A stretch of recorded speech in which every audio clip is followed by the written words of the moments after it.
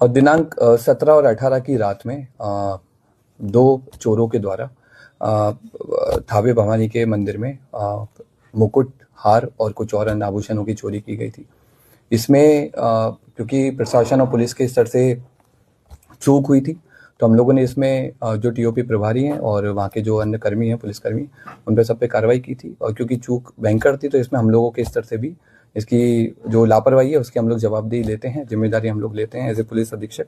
हम लोगों ने इसमें, क्योंकि घटना काफ़ी संवेदनशील थी, तो हम लोगों ने कई सारी एसआईटी बनाई गई थी और लगभग 12 के आसपास टीम्स अलग अलग बिंदुओं पे काम कर रही थी। कुछ स्थानीय लोगों पे, कुछ दूसरे जिलों के, दूसरे राज्यों के क्रिमिनल्स पे भी काम किया जा रहा था।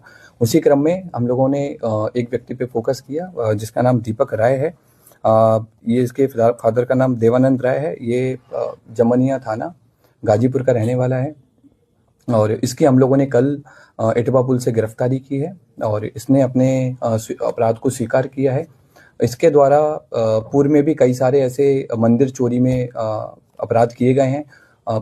इसी साल मार्च 2025 में इसके द्वारा महू जिले के कोतवाली थाने में शीतला माता मंदिर में चोरी की घटना कारित की थी, जिसमें जेल गया था और 13 नवंबर को जेल से छूटा है। जेल से छूटने के बाद में फिर इसने थावे मंदिर और पुणे के एक बड़े मंदिर की रेकी करना स्टार्ट किया। वहाँ के सोने मुकुट के बारे में इसने गूगल पे और यूट्यूब पे अच्छे से सर्च किया और 10 और 11 की रात में थावे मंदिर में आकर प्रॉपर रेकी की और जिस तरह से घटना कारित की गई है उसी तरह से इसके द्वारा रेकी किया गया।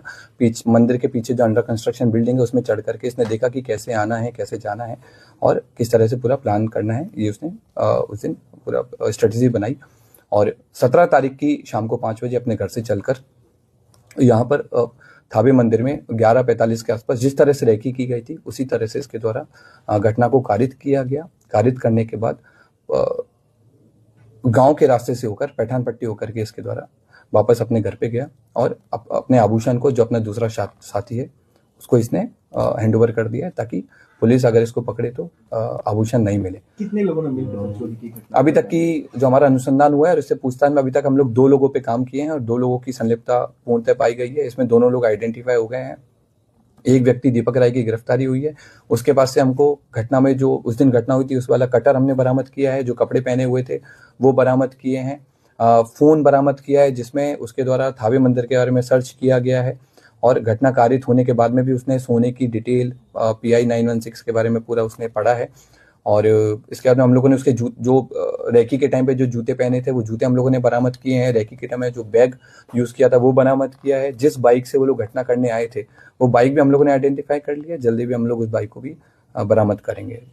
हम लोगों ने पहले जिन लोगों को डिटेन किया था पूछताछ के लिए, उन सब लोगों को, क्योंकि उन लोगों की संलिप्तता नहीं पाई गई थी, उन सब लोगों को हम लोगों की तरफ छोड़ दिया गया है।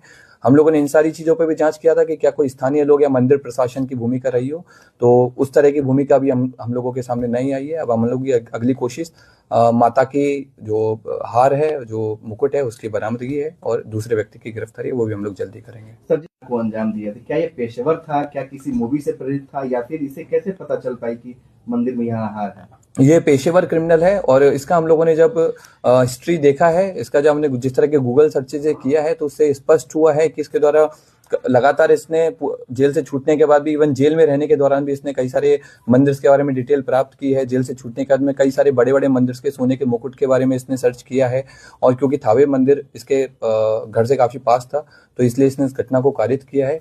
इसने कई सारी जो क्राइम थ्रिलर हैं, जैसे जो बिहार बेस्ड एक मूवी बनी है उस पे भी इसने सर्च किया, उसके बारे में पढ़ा कि कैसे पुलिस अनुसंधान करती है, कैसे पुलिस अपराधी तक पहुंचती है, कांड का उद्भेदन करती है, ताकि उन सारे तरीकों से बच करके इसके द्वारा उन सारे तरीकों को यूज करके पकड़े जाने से बचा जा सके। क्या उस दिन मोबाइल भी लेकर पहुंचा था? नहीं, उस दिन ये मोबाइल नहीं लेके आया था। इवन जिस दिन रेकी करने आया था उस दिन भी इसने इंश्योर किया था कि इसका कोई भी डिजिटल फुटप्रिंट थावे या फिर गोपालगंज में नहीं रहे, ताकि अगर पुलिस कल को अनुसंधान करे या फिर कोर्ट में आगे ट्रायल हो तो इसको ऊपर कोई ऐसा प्रूफ नहीं मिले कि ये यहाँ पर मौजूद। कितने केसेस में सर ये वांछित रहा है? अभी तक के रिकॉर्ड के हिसाब से हमको इसके ऊपर 5 केसेस मिले हैं, जिनमें बनारस में इसने बाइक चोरी की है, महू में इसने मंदिर चोरी की है और भी हमें लोकल सोर्सेज से पता लगा है कि पूर्व में भी कई सारे मंदिरों में चोरी कर चुका है, लेकिन वो अभी तक उद्भेदन नहीं हो पाए थे इसलिए इसका नाम नहीं आया है।